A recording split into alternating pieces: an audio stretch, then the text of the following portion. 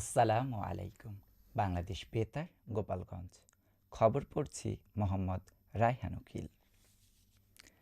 গোপালগঞ্জ বিজ্ঞান ও প্রযুক্তি বিশ্ববিদ্যালয়ের জিএসটি গুচ্ছভুক্ত ২০টি বিশ্ববিদ্যালয়ের ২০২৫-২৬ সেশনের এ ইউনিটভুক্ত বিজ্ঞান শাখার সম্মান প্রথম বর্ষের ভর্তি পরীক্ষা গতকাল সকাল ১১টা থেকে ১২টা পর্যন্ত গোপালগঞ্জ বিজ্ঞান ও প্রযুক্তি বিশ্ববিদ্যালয়ের কেন্দ্রে সুষ্ঠুভাবে সম্পন্ন হয়েছে। এরই মধ্য দিয়ে এবারের গুচ্ছ ভর্তি পরীক্ষার কার্যক্রম শেষ হলো। পরীক্ষাকালীন সার্বিক সহযোগিতার জন্য সংশ্লিষ্ট সকলকে ধন্যবাদ জানিয়েছেন উপাচার্য ডক্টর হোসেন উদ্দিন শেখর। ভর্তি পরীক্ষায় উপস্থিতির হার ছিল ৭৮.৬০%। ৪,৪৫২ জন ভর্তিচ্ছুর মধ্যে পরীক্ষায় অংশ নেয় ৩,৩৯৯ জন।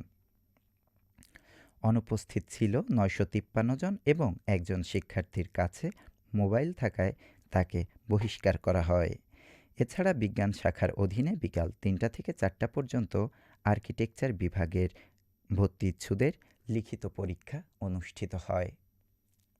উল্লেখ্য, চলতি শিক্ষাবর্ষে সি ইউনিটে ২৫০, বি ইউনিটে ৫০০ এবং এ ইউনিটে ৭৫৫টি নিয়ে গোপালগঞ্জ বিজ্ঞান ও প্রযুক্তি বিশ্ববিদ্যালয়ে মোট আসন রয়েছে ১,৫০৫টি।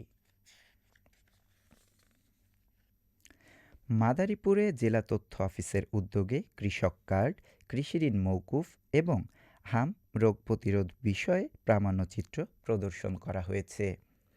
গতকাল জেলা মডেল মসজিদের ইসলামিক ফাউন্ডেশন হলরুমে এ প্রদর্শনী অনুষ্ঠিত হয়। অনুষ্ঠানে বিভিন্ন শ্রেণী পেশার মানুষ অংশগ্রহণ করেন। প্রামাণ্যচিত্রে কৃষকদের জন্য সরকারের বিভিন্ন সহযোগিতা, কৃষিঋণ মওকুফের সুবিধা এবং হামরোগ প্রতিরোধে করণীয় বিষয় তুলে ধরা হয়। উপস্থিত দর্শনার্থীরা এ আয়োজনকে সময়োপযোগী ও জনকল্যাণমূলক বলে উল্লেখ করেন।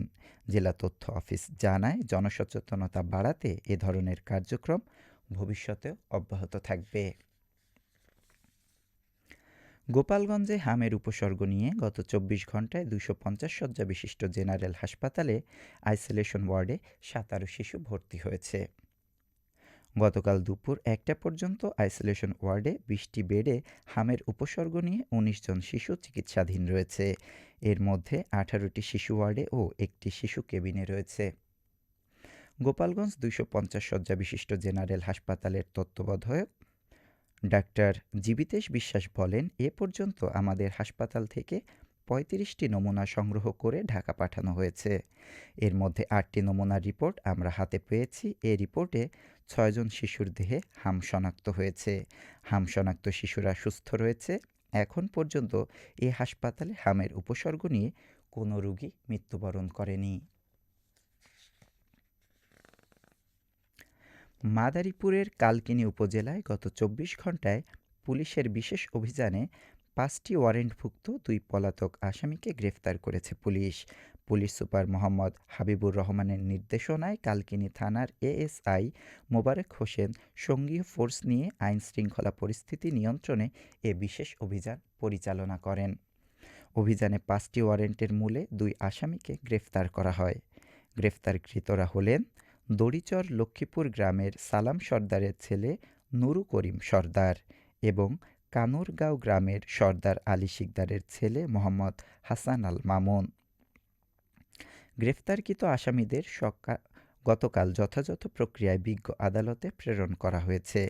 পুলিশ জানায়, মাদক নির্মূল, কিশোর গ্যাং দমন, সন্ত্রাসী ও চাঁদাবাজ সহ সকল অপরাধের বিরুদ্ধে এই ধরনের অভিযান অব্যাহত থাকবে এবং জননিরাপত্তা নিশ্চিতে কোনো আপোষ করা হবে না।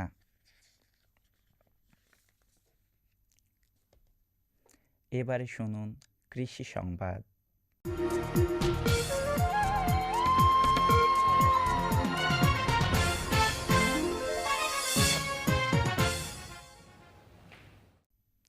গোপালগঞ্জে এবছর ২১৩ হেক্টর জমিতে আলু চাষ করা হয়েছে। জেলা কৃষি বিভাগ অফিস জানিয়েছে, জেলায় হেক্টর প্রতি ২৪ মেট্রিক টন হিসাবে ৫,১১২ মেট্রিক টন আলু উৎপাদনের লক্ষ্যমাত্রা নির্ধারণ করা হয়েছে। এদিকে চলতি রবি মৌসুমে নড়াইল সদর উপজেলায় ২,৪৯৫ হেক্টর জমিতে খেসারি চাষ করা হয়েছে। উপজেলা কৃষি সম্প্রসারণ অধিদপ্তর জানায়, উপজেলায় মৌসুমে ২,৮২০ হেক্টর জমিতে খেসারি চাষের লক্ষ্যমাত্রা ছিল। চাষ হয়েছে ২,৪৯৫ হেক্টর। এবছর ২,৬৬৯ মেট্রিক টন খেসারি উৎপাদনের লক্ষ্যমাত্রা ধরা হয়েছে।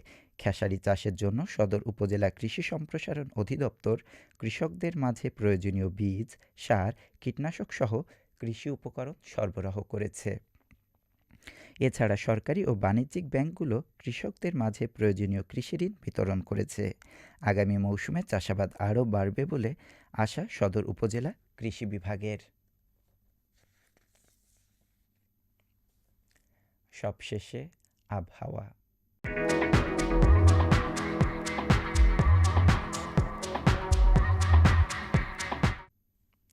আজ বেলা ১টা পর্যন্ত আবহাওয়ার পূর্বাভাসে বলা হয়েছে, দেশের অভ্যন্তরীণ নদীবন্দরসমূহের জন্য কোনো সতর্কবার্তা নেই এবং কোনো সংকেতও দেখাতে হবে না।